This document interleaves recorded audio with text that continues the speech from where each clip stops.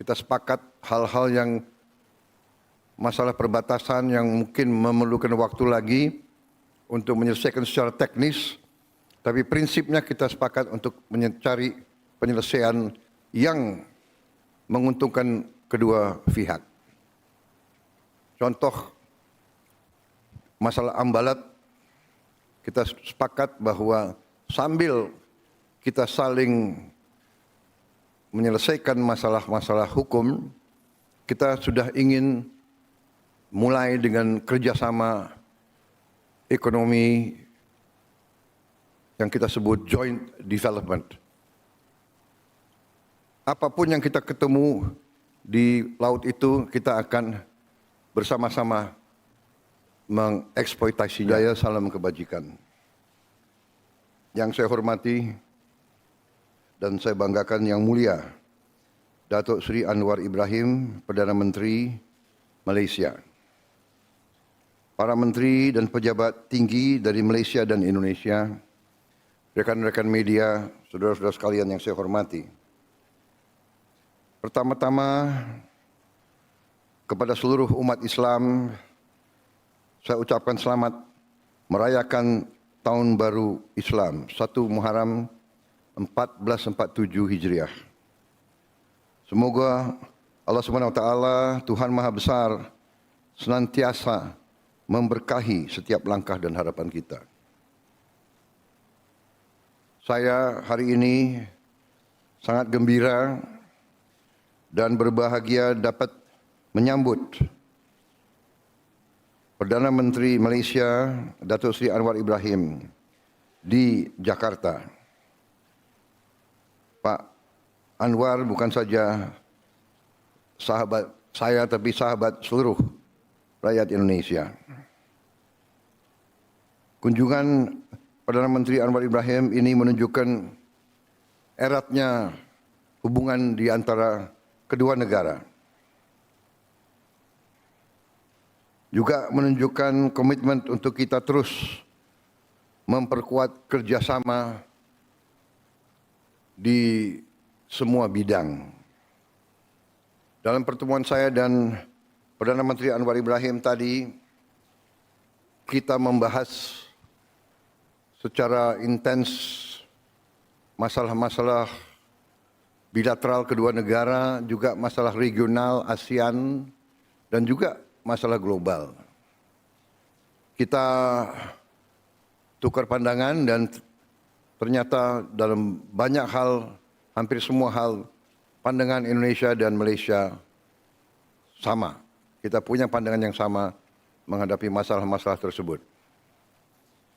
Di bidang bilateral, kita sepakat untuk mempercepat kerjasama di semua bidang, terutama bidang-bidang penting ekonomi, perdagangan, ilmu pengetahuan, pendidikan, kebudayaan. Juga hal-hal yang telah menjadi masalah bagi kedua negara ini, kita berkomitmen, berkehendak keras untuk menyelesaikan dalam waktu yang secepat-cepatnya. Masalah perbatasan, masalah-masalah yang menurut kami berdua adalah masalah-masalah yang harus kita selesaikan secepatnya demi kepentingan yang lebih besar, yaitu hubungan persahabatan dan juga hubungan kerjasama yang erat antara kedua negara yang memiliki banyak kesamaan. Bisa dikatakan kita memiliki sejarah yang sama, budaya yang sama, kemudian juga banyak di antara kita yang juga punya agama yang sama dan sebagainya. Saudara-saudara, sebagai contoh, kita sepakat hal-hal yang masalah perbatasan yang mungkin memerlukan waktu lagi untuk menyelesaikan secara teknis, tapi prinsipnya kita sepakat untuk mencari penyelesaian yang menguntungkan kedua pihak. Contoh masalah Ambalat, kita sepakat bahwa sambil kita saling menyelesaikan masalah-masalah hukum, kita sudah ingin mulai dengan kerjasama ekonomi yang kita sebut joint development.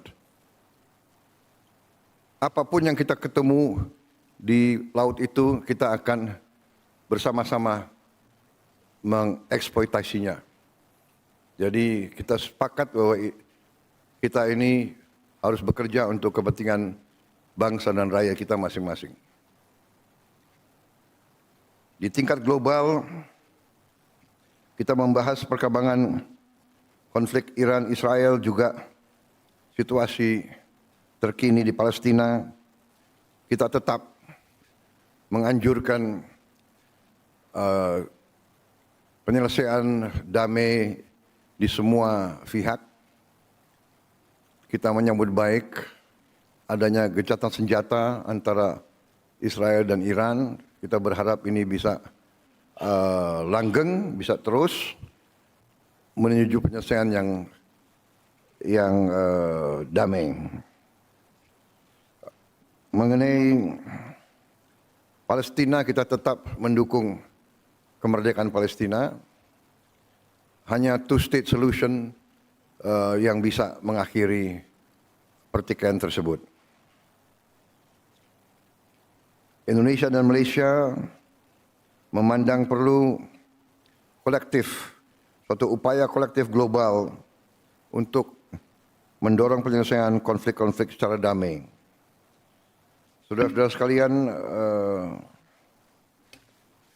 kita ada pertemuan tahunan yang akan kita laksanakan bulan Juli yang akan datang, sehingga kita berharap masalah-masalah yang perlu diselesaikan secara teknis akan kita selesaikan pada saat itu.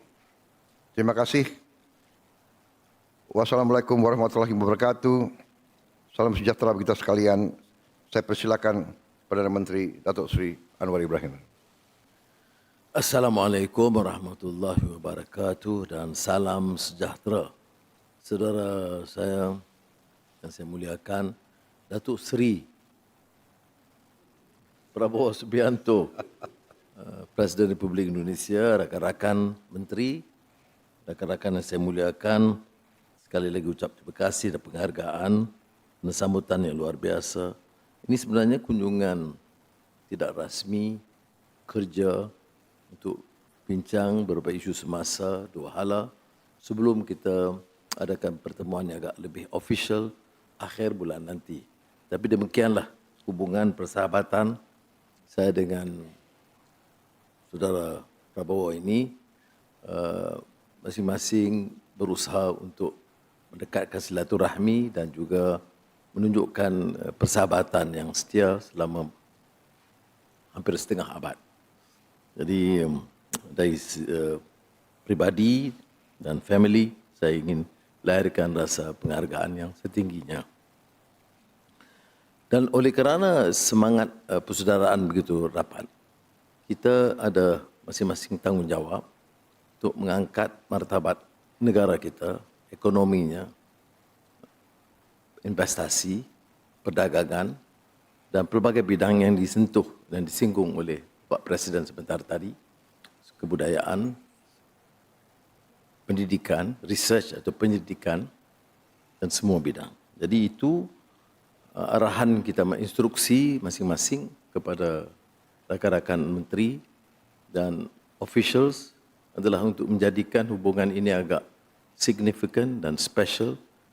Hubungan ini boleh mendekatkan dan menyelesaikan semua isu-isu yang berbangkit, termasuk isu maritim, isu sempadan. Dan kalau nampaknya masih buntu sedikit perundingan dari segi hukum dan peraturan dan undang, maka tidak ada halangan untuk kita segerakan kerjasama ekonomi, termasuk yang disinggung tadi, Joint Development Authority, walaupun di kawasan Ambalat. Kerana kalau kita tunggu selesai, kadang mungkin mengambil masa 2 dekad lagi. Jadi kita manfaatkan waktu ini untuk mendapat hasil supaya memberi keuntungan kepada kedua-dua negara dan membela nasib rakyat kita di kawasan yang agak jauh di perbatasan. Kita juga bicarakan soal sepadan yang lain kadang-kadang di Malaysia seperti juga di Indonesia melibatkan provinsi. Kita umpamanya Sabah. Saya ucap terima kasih kerana kesediaan kita untuk meningkatkan hubungan dan saya percaya telah mengambil kira pandangan wilayah Sabah, kita akan dapat memeterai penyelesaian yang agak lebih segera dan adil. Potensi investasi dan dagang negara kita ini terlalu besar. Tetapi kami berdua merasakan kita belum optimalkan keupayaan ini. Dan ini agak bukan dikesalkan tapi maknanya tidak waras dari sudut kepentingan dan persahabatan yang terikat di kalangan kita. Saya setuju dengan gesaan Presiden supaya langkah-langkah yang munasabah apapun yang mungkin untuk kita tingkatkan investasi masing negara. Dalam menghadapi umpamanya isu tarif dan isu kekangan hubungan antarabangsa, kekuatan kita adalah kekuatan domestik, kekuatan bilateral dan kekuatan ASEAN. Dan ini kita harus bina dengan semangat yang ada di kalangan pimpinan. Ada juga perbincangan tentang isu-isu antarabangsa dan seperti mana rahasia umum, saya sentiasa hubungan dengan Pak Presiden supaya pandangan kita, pendirian kita hampir sama dalam banyak isu-isu internasional. ASEAN semasa Indonesia mengetuai, kami berikan dukungan yang baik dan sekarang bila sampai giliran Malaysia, Indonesia melalui Presiden, Menteri Luar dan Menteri-Menteri memberikan kerjasama yang luar biasa. Yang menyebabkan kita berhasil mengadakan sidang ASEAN dengan negara Teluk, GCC dan China. Dan ini seperti mana juga rundingan tarif, walaupun ada kepentingan bilateral, tapi kita senantiasa ada hubungan supaya kita dapat mencapai maksima yang mungkin dalam menghadapi isu-isu ini. Yang lain seperti mana kita tahu, Myanmar, saya ucap terima kasih sekali lagi kerana tekad kita untuk menyelesaikan dengan baik itu didukung oleh Indonesia. Dan Indonesia punya pengalaman dan sejarah untuk mengurangkan tekanan konflik kelompok-kelompok di Myanmar dan saya telah minta jasa baik Bapak Presiden untuk menggunakan apa juga keupayaan militer, intelligence, bukan militer serangan, untuk sampai ke sana, runding, dapat mengikat persefahaman di antara semua kelompok kumpulan di Myanmar. Kita juga singgung keprihatinan kita tentang isu sempadan Thailand dan Cambodia dan kedua-dua kita merasakan kita harus cuba dekati kedua-dua negara untuk meredakan dan mengurangkan suhu kehangatan ketegangan di antara kedua negara. Isu Gaza, seperti kita tahu, kita mengecam keras kebiadaban Israel yang terus membantai dan menyebabkan genosid di Gaza. Dan kita rasa lega buat sementara kerana ada ceasefire, gecatan senjata di antara Israel dan Iran. Malaysia umpamanya telah terlalu menyuarakan pandangan yang keras atas pencerobohan dan pelanggaran Israel ke atas Iran dan mendukung hak Iran untuk membalas supaya maruah, integriti, dignity negara Iran tidak tercemar. Tapi yang penting seperti mana disinggung oleh Presiden, ada keinginan kita bersama untuk perdamaian tercapai bukan sahaja di antara Iran dan Israel tapi seluruh Timur Tengah dengan jaminan hak rakyat Gaza dan Palestin sebagai satu negara yang bebas dan berdaulat. Terima kasih sekali lagi.